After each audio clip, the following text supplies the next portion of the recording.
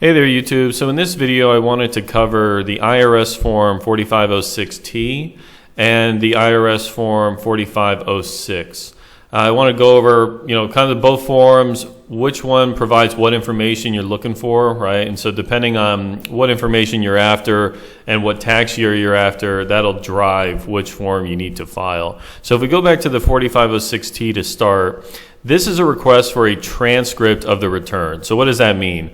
A transcript is basically an electronic printout of what information the IRS has in its system. You're not actually getting a copy of your return. So you're not going to get like a PDF version of the return you filed. The transcript, one of the limitations is it doesn't have every single field that was filed or every field that was, let's say, populated on the return that you filed.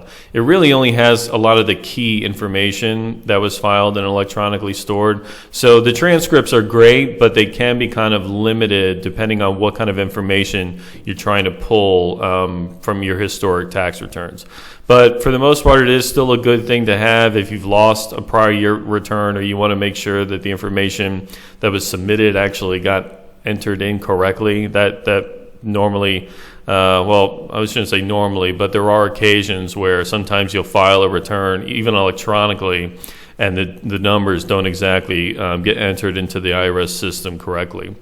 So if you're after a transcript, you can file this for either an entity or an individual. Pretty straightforward to fill out the form, name on the return. So in this case, we're completing the form for a partnership return. So the LLC name, EIN over here, and then address. When we jump down here to box 6, we're indicating what type of form was filed. So we filed the Form 1065 partnership return. If you're filling this out for an individual, you would do 1040, right? Corporation would be an 1120. And then it gives you 3 options, A, B, or C. So the return transcript is what I just highlighted before. It's the data that was actually keyed into the system off of the tax return itself. Account transcripts are a little different. So an account transcript basically shows kind of the in and out activity for your company, or if you're an individual taxpayer, whatever was logged in under your tax ID number. So for a partnership, for example, an account transcript would show when an extension was filed, it would show when the return was filed, it would show any payments made on the account. If you appointed a power of attorney, it would show when the 2848 was filed and logged into the system. And so it shows, and that would be similar information for a 1040 filer, right? So if you're an individual, it would have payment information, when you were issued a refund, when an IRS notice was issued, right? That's also information that would be contained in the account transcript. So there is a lot of useful information there to see kind of what the IRS is doing behind the scenes. And so, I always recommend just going with option C. Record of account gives you everything.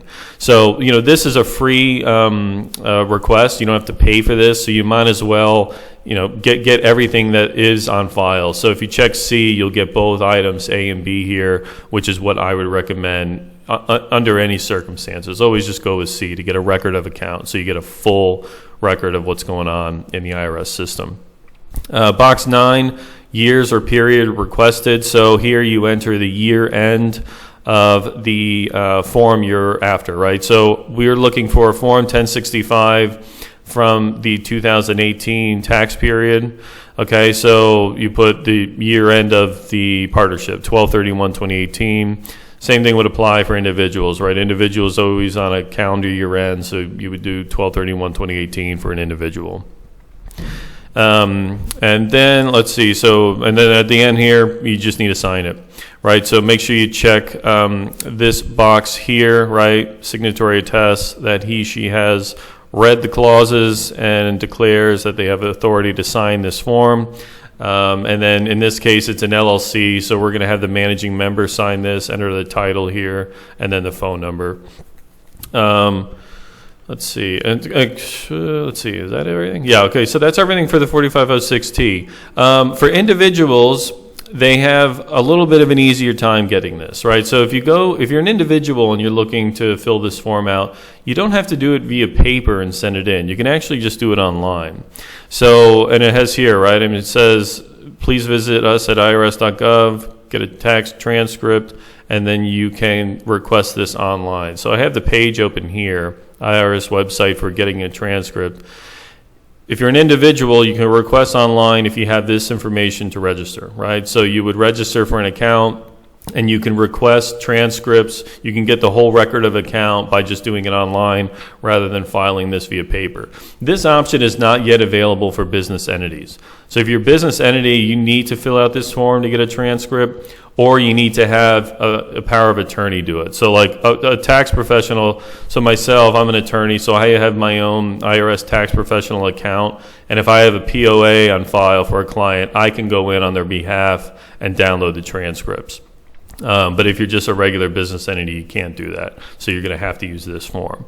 Okay, so that covers it for the 4506T. Let's move on to the 4506 and highlight those differences and when you might need that.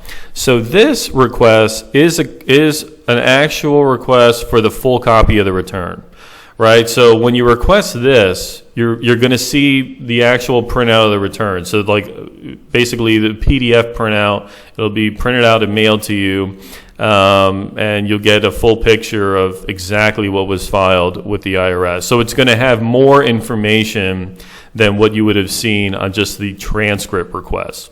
And in some cases, this is required because you need to see absolutely everything that was filed. The tax return transcript alone isn't sufficient.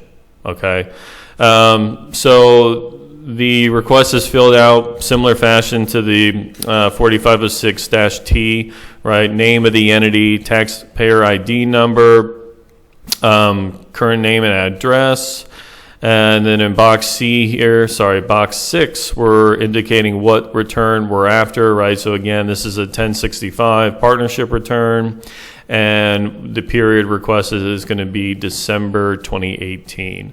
Now, because they're actually printing out, they're digging up the old return in their records, and they're scanning it and sending you a copy of it via mail, they charge for this one, right? So if you need to get a full copy of the return, they're going to charge you $43 per return, and you got to pay this, with a check, right? And so you sign at the bottom here, enter the title again, managing member, and go ahead and mail this in with a check, and then they should send you. It takes several weeks to get an actual copy of the return because they have to go into their records and dig it up. But again, this is the full picture of what you filed, but it's going to cost you $43 a filing as of 2021. So yeah, so that covers it. If you have any questions, please leave me a comment below. Happy to answer them. And of course, would definitely always appreciate a like on the video, and subscribe to the channel if you aren't already. And I hope to see you again soon. All right, thank you so much.